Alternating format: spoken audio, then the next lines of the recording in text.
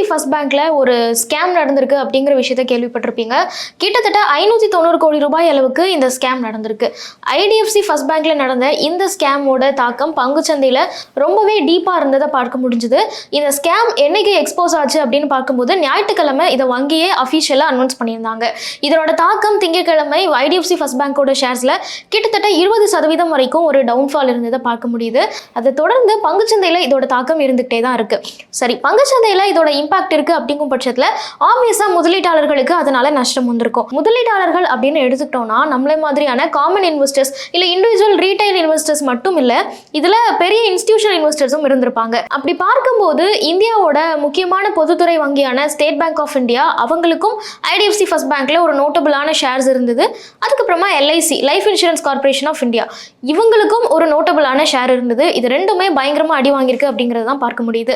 அப்படி IDFC First பேங்க்ல என்னதான் ஸ்கேம் நடந்தது, இது என்ன மாதிரியான இம்பாக்டை மார்க்கெட்ல ஏற்படுத்துச்சு, குறிப்பா எஸ்பிஐ அண்ட் எல்ஐசி இதனால எவ்வளவு பணத்தை இழந்திருக்காங்க அப்படிங்கிறது தான் இந்த வீடியோல டீட்டெயிலா பார்க்க போறோம். ஐடிஎஃப்சி ஃபர்ஸ்ட் பேங்க் நம்ம எல்லாருக்குமே தெரியும், கொஞ்சம் பாப்புலரான பேங்க் தான். இந்தியா முழுக்க இவங்களோட கிளைகள் செயல்பட்டு இருக்கு. பர்டிகுலரா பார்த்தோம் அப்படின்னா சண்டிகர்ல இருக்கிற ஐடிஎஃப்சி ஃபர்ஸ்ட் பேங்கோட பிரான்ச்ல தான் இந்த ஸ்கேம் நடந்திருக்கு.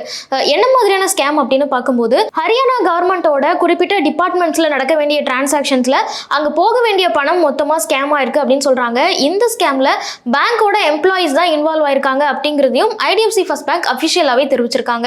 ஸோ பேங்க் எம்ப்ளாயிஸே இந்த மாதிரியான விஷயத்துல ஈடுபட்டிருக்காங்க அப்படிங்கும்போது இன்டர்னல் செக்யூரிட்டி எந்த அளவுக்கு சேஃபா இருக்கு, நம்ம பணத்துக்கு பாதுகாப்பு இருக்குமா அப்படிங்கிற கேள்வி எல்லா முதலீட்டாளர்கள் மத்தியில மட்டும் இல்ல அக்கௌண்ட் ஹோல்டர்ஸ் மத்தியில கூட ஏற்பட்டிருக்கும். ஸோ இதனால ஆப்வியஸா பேங்கோட ப்ராஃபிட் இல்ல பேங்க்ல வந்து அக்கௌண்ட் ஓபன் பண்றவங்களோட எண்ணிக்கை இது எல்லாமே அடி வாங்குறதுக்கான வாய்ப்புகள் இருக்கு. ஸோ பேங்க் எம்ப்ளாயிஸ் ஒரு ஸ்கேம்ல ஈடுபடுறாங்க அப்படிங்கிறது அந்த பேங்க்குக்கு இருக்கிறதுலே ரொம்ப மோசமான செய்தியா தான் இருக்கும்.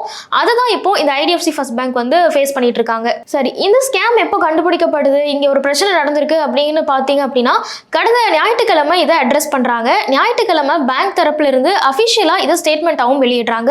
அது மட்டும் இல்ல பங்குச்சந்தைக்கும் அதை தெரிவிக்கிறாங்க. ஏன்னா ஒரு லிஸ்டட் பேங்க்ல இல்ல லிஸ்டட் நிறுவனத்துல இந்த மாதிரியான சிக்கல்கள் ஏற்படுது, ஒரு பிரச்சனை வந்திருக்கு அப்படின்னா கண்டிப்பா அதை பங்குச்சந்தைக்கு ரிப்போர்ட் பண்ணணும். அப்பதான் மார்க்கெட்ல உள்ள இன்வெஸ்டர்ஸா இருக்கட்டும் இல்ல மற்ற ரீட்டைல் இன்வெஸ்டர்ஸா இருக்கட்டும் எல்லாருமே அதை பத்தி தெரிஞ்சுப்பாங்க. ஸோ அஃபிஷியலா அவங்க இதை மார்க்கெட்டுக்கு ரிப்போர்ட் பண்ண வேண்டிய தேவை இருக்கு. அதை ஞாயிற்றுக்கிழமை ரிப்போர்ட் பண்ணவும் செஞ்சாங்க. இதை தொடர்ந்து திங்கட்கிழமை மார்க்கெட் ஓபன் ஆகும்போது பேங்கோட ஷேர்ஸ்ல மொத்தமா 20% வந்து டவுன்ஃபால் அப்படிங்கிறத பார்க்க முடியுது. கடைசியா மார்ச் 2020 தான் இவங்க இந்த அளவுக்கு ஒரு டவுன்ஃபாலை சந்திச்சாங்க அப்படிங்கிறதும் அதுக்கப்புறமா ரொம்ப பெரிய டவுன்ஃபால் இப்பதான் நடக்குது அப்படிங்கிறதையும் பார்க்க முடியுது.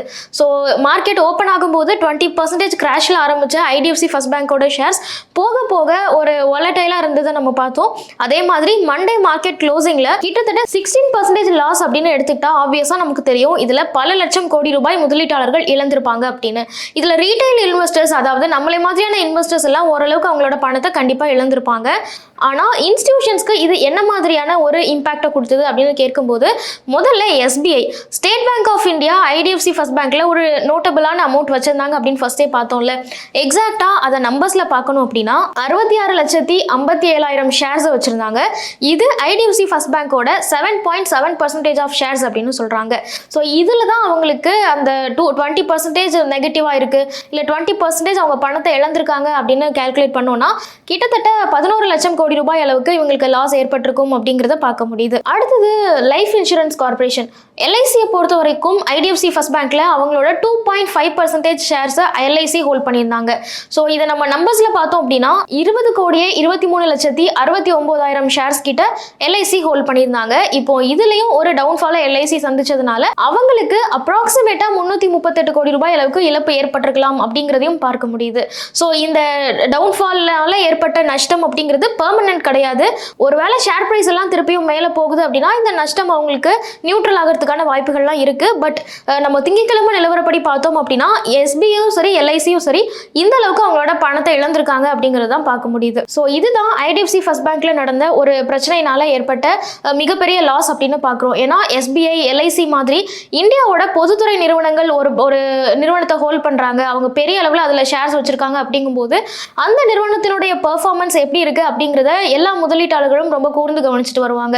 அதுல ஏதாவது ஒரு ப்ராப்ளம் ஏற்படுது அப்படிங்கும் பட்சத்துல ஒரு பொதுத்துறை வங்கிக்கு அதோட நஷ்டம் ஏற்படுது, இல்ல ஒரு பொதுத்துறை நிறுவனத்துக்கு அதோட நஷ்டம் ஏற்படுது அப்படின்னா ஆட்டோமேட்டிக்கா அது ஒரு காமன் மேனையும் அஃபெக்ட் பண்ணும் அப்படிங்கிறத பார்க்க முடியுது.